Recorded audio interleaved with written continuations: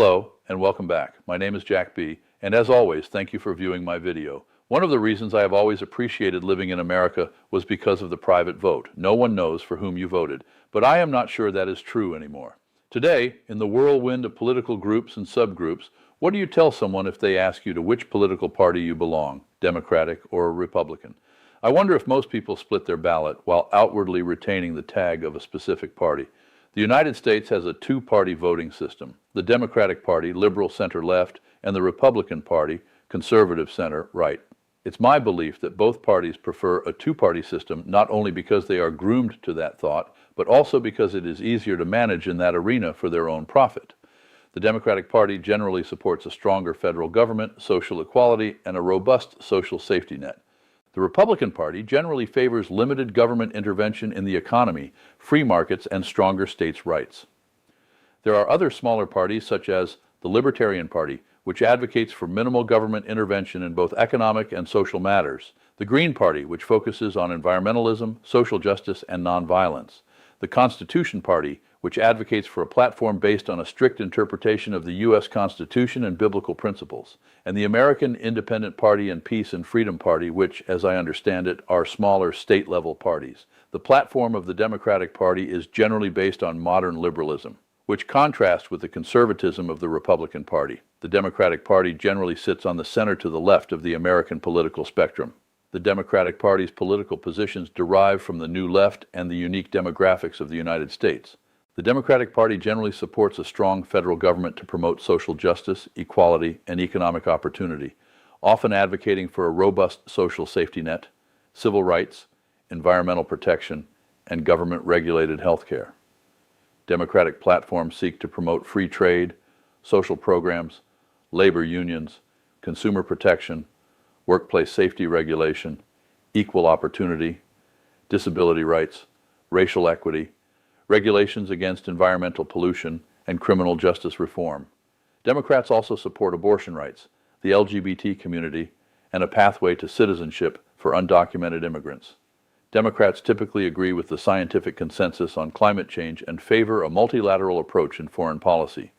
The Democratic Party encompasses many splinter groups from Antifa to democratic socialists that oppose Republicans, authority, and capitalism. It is interesting that many of these groups are opposed to authority and capitalism, but they use them for the advancement of their goals. It's okay if they use them. The far left or extreme progressive wing is often identified with groups that are politically engaged, racially diverse, and largely under the age of 50, according to data from the Pew Research Center. These groups, described as the progressive left or outsider left, prioritize systemic change, are less religiously affiliated, and are highly active within the Democratic coalition. The progressive left is identified as the most politically engaged group within the Democratic coalition. They are heavily involved in activism and campaign donations. The outsider left is a younger, more racially diverse, and largely secular group, with 83% under 50 years old. They often hold views that are further left on social and economic issues than the average American. These groups are often associated with movements advocating for systemic changes, such as racial justice, environmentalism, LGBTQ+ rights, and economic restructuring. These groups are characterized by a high percentage of non-white members, a significant number of women, LGBTQ+, and higher than average participation in social movements. While these groups often align with the Democratic Party, they are distinct from moderate or centrist Democrats. They act as a more radical ideological force within the broader left-leaning spectrum. Democratic socialists generally believe that working people should democratically control both the economy and society, and replace capitalist profit motives with human needs. They advocate for sweeping reforms, including Medicare for all, a Green New Deal, strengthened unions, and the ultimate abolishment of capitalism. They wish to shift power from corporations to workers. Their long-term goal is for social ownership and democratic planning. They want to implement a single-payer Medicare for all system, free tuition at public colleges, and expanding affordable housing. They want to move Medicare into ACA, Obamacare, which I suspect would kill Medicare for all those who have paid into it for their entire careers. They support a 32-hour work week and increasing minimum wages to $30 per hour by the year 2030, and they advocate for stronger, more active unions. They want to abolish or restructure the Senate, institute universal suffrage, and implement policies aimed at achieving racial and gender equity. They want the people to be the collective, controlling everything. As an example, Mamdani is focused on transforming housing into a collective good rather than a private investment. To this end, Mamdani has appointed C. Weaver to lead the Office to Protect Tenants. Weaver has previously referred to homeownership as a weapon of white supremacy and called to treat property as a collective good. Clearly, this is rhetoric to incite people.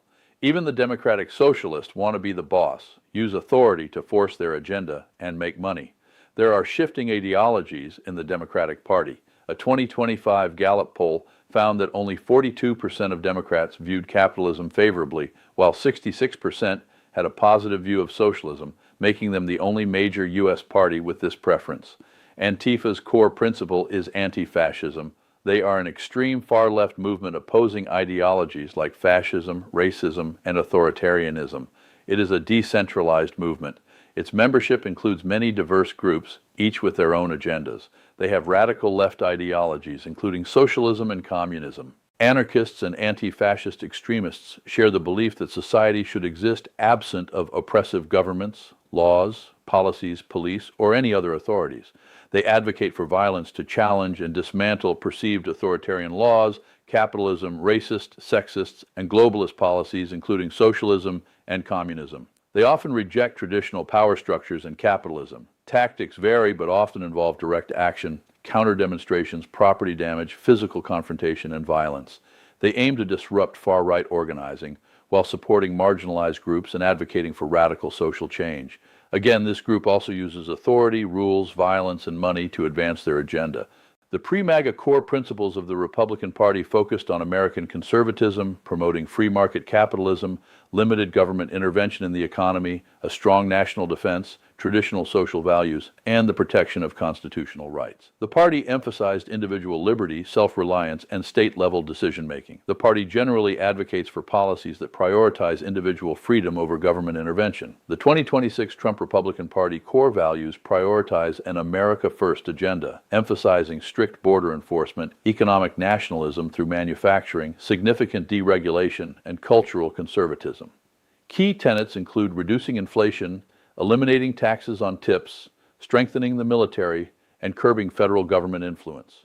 Core values and policy positions based on the 2024 Republican platform include America First nationalism, prioritizing U.S. interests in trade, bringing manufacturing back to the U.S., and ending reliance on foreign nations like China. Border security and immigration, sealing the border, conducting massive deportation operations, and ending what the party describes as a migrant crime epidemic. Economic policies, slashing government spending, reducing regulations, making 2017 tax cuts permanent, eliminating taxes on tips, and promoting U.S. energy dominance, fossil fuels. Social and cultural issues, emphasizing traditional values, supporting gun rights, Second Amendment, opposing left-wing gender ideology, and restricting access to abortion. Foreign policy and defense, peace through strength, preventing World War III, and rebuilding the military, while potentially questioning international alliances and focusing on domestic issues. Government reform, challenging the deep state and federal bureaucracy, promoting election integrity, and defending constitutional freedoms. The party under Donald Trump has shifted away from traditional conservative stances on free trade and fiscal restraint towards a more populist, protectionist, and nationalist ideology. Based on recent news reports, the intersection between far-right groups and the Republican Party has become more pronounced. But this is also true of the far-left groups and Democratic Socialists and the Democratic Party. Data published by the Southern Poverty Law Center in May 2025 indicated there were 1,371 active hate and anti-government extremist groups in the United States in 2024. The total number of these groups saw a 5% decline from 1,430 in 2023. The Southern Poverty Law Center categorizes these extremist organizations into various types, which include white supremacist, which are neo-Nazi, Klan, and racist skinhead groups. White nationalist, which are groups advocating that white identity should be the organizing principle of Western civilization.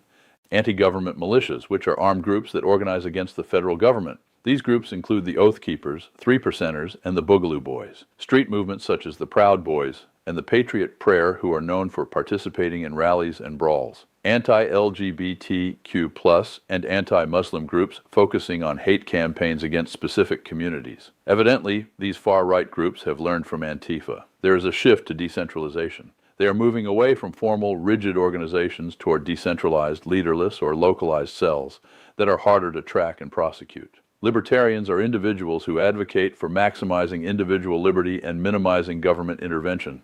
It is rooted in self-ownership. They prioritize personal freedom, free market capitalism, laissez-faire, and limited government, generally supporting social liberal views while favoring strict fiscal conservatism. Libertarian pillars include individual sovereignty. People should own themselves and should be free to live as they choose, provided they do not violate the rights of others. Economic freedom. They advocate for low taxes, minimal regulations, and free trade. They argue that a free market system best fosters prosperity. Social freedom.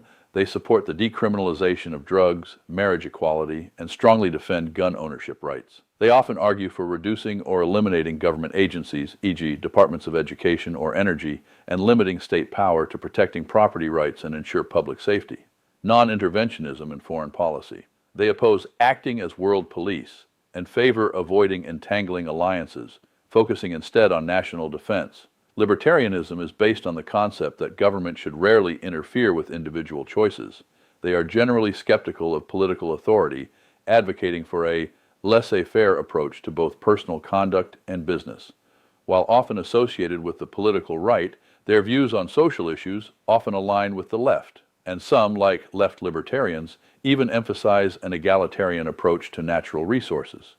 The term laissez-faire is a French term, which literally means let do or allow to do, implying let people do as they choose. It refers to a policy of letting things take their own course with minimal interference, especially from government in economic affairs. It reflects a hands-off approach where individuals and businesses are free to make their own decisions, allowing free markets and natural economic laws to operate without regulation or intervention. Today, there is a lot of rhetoric from both parties about the other party being an existential threat to America. The interesting aspect is that each party seems focused only on the superficial concerns of today. They use key topics as talking points, but do not fulfill their actual needs.